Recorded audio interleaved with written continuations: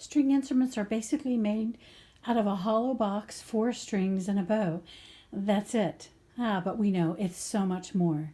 The 3 basic pieces of wood or types of wood that are used specifically for their qualities and characteristics are maple, a hardwood, spruce, a softwood, and ebony, which is a very hard, dark wood. That's what you see on the fingerboard and the pegs, and we'll talk about that more.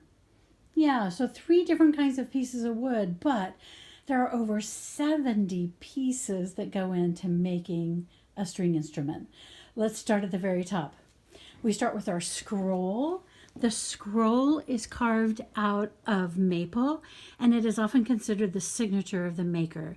Even though most scrolls look very similar, each one has unique characteristics specifically designed by the maker. The wooden pegs that you see here are made out of ebony, and the strings are wrapped around those pegs. See how that works? They're literally wedged into the peg box. The strings come over the top here. This is called the nut, also made out of ebony. The fingerboard, where we put our fingers to stop the strings from vibrating for a variety of different pitches, also made of ebony. The neck is attached, the fingerboard is attached to the neck, which is attached to the body. And the body, of course, hollow box, but so much more.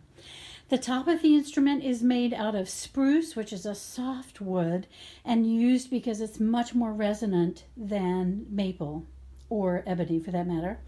The sides and the back are made out of maple. So there's a picture of the side with a beautiful flame, and here's the back. Just beautiful. The harder maple provides more support for the box and for the strength of the box itself, but also allows the sound to be projected out through the sound holes. Did you see the sound holes? Yeah, those 2 holes carved in the top, sometimes called F holes, but they're literally allowing the sound to be released freely from the box as it's vibrating. The strings come down. That's my mute. The strings come down over the bridge. The bridge is also made of spruce for its resonance. The bridge is not glued on. It is simply held in place by the pressure of the strings. The strings come down and are attached to the tailpiece, originally often made of ebony or another strong wood, like rosewood, for instance, but nowadays very often they're made out of a metal, of some kind of metal alloy. That comes all the way down here over the saddle, right here at the base. This is an extra piece of strong ebony to support the tension that's coming across the edge of the cello there. And that the tailpiece then is wrapped around the button, or in this case the tailpiece for the cello. And the end pin, there's a hole there, and the end pin slides right in to the base of the cello, just like that. Very, very small detail on the edge of the cello is called the purfling. This is an inlaid piece, 3 pieces, 2 pieces of ebony and a piece of, I believe it's a piece of maple between. This is specifically designed not only for a decorative purpose, but also to prevent injuries to the edge of the instrument from traveling to the table or the top of the instrument. So this keeps the integrity and strength of the top from being affected by little bumps and scratches and edge damage, as is common over time with the instrument. There are over 70 pieces to the cello. We've gone through less than 20. I wonder where the rest are. Well, of course, they're inside. A little difficult with my iPhone to show you the inside of the cello, but I'm going to do my best. If we peer in the sound hole, you can see the shadow on the back side. Well, there is also a stick, a sound post. You can see the shadow of it there. And that goes from just behind the foot of the bridge on the high side to the back of the cello. And again, this is wedged in place very carefully and very precisely. It is not glued in place.